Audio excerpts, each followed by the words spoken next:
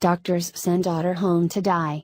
Then she opens eyes, says name of one who healed her. When Jamie Back and Haster went back to her daughter Brittany's room one day, she had no idea their entire world was about to change. She found her young daughter lying on the floor, gurgling noises coming out of her throat. She seemed to be having trouble breathing. Jamie quickly picked her daughter up to comfort her. She begged God to heal whatever was going on with Brittany. When they got to the hospital, Jamie's fears were confirmed. Brittany had suffered a grand mal seizure and doctors diagnosed her with epilepsy, a condition Jamie also had.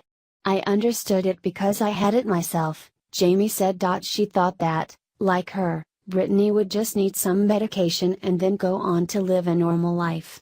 But Brittany's condition ended up being harder to treat. Doctors tried many different medications, but none of them worked. Brittany continued to have seizures every day and had to start wearing a helmet to protect her head when she fell. Jamie was in agony watching her daughter suffer. As a mother, you feel so responsible, they're your flesh, they've lived in you, she said. And when she would pull at me to help her and I couldn't. I blamed myself a lot. I gave my daughter this sickness. Eventually, things got so bad that Brittany could no longer sit up. Soon, she became completely unresponsive. For 2 years this battle against her epilepsy continued, leaving her family emotionally, physically, and financially drained, but nothing got better. Finally, doctors said there was nothing more they could do. Heartbroken, Brittany's parents turned to God for peace in the midst of their horrific situation. They knew they would soon have to say goodbye to their little girl.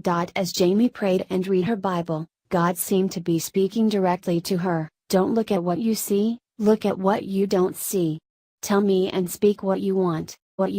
And that's what she did. She drove by a school playground and watched the children running around and playing. She told God she wanted her daughter to be able to do that again. Soon after that, Brittany hit her worst point yet. Her brain was in complete seizure and doctors said there was no hope. But then, when all seemed lost, something happened that left both the doctors and Brittany's family stunned. She opened her eyes. As she did so, she began to say one name over and over.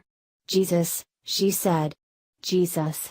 Against any explanation, doctors discovered that Brittany had been completely healed.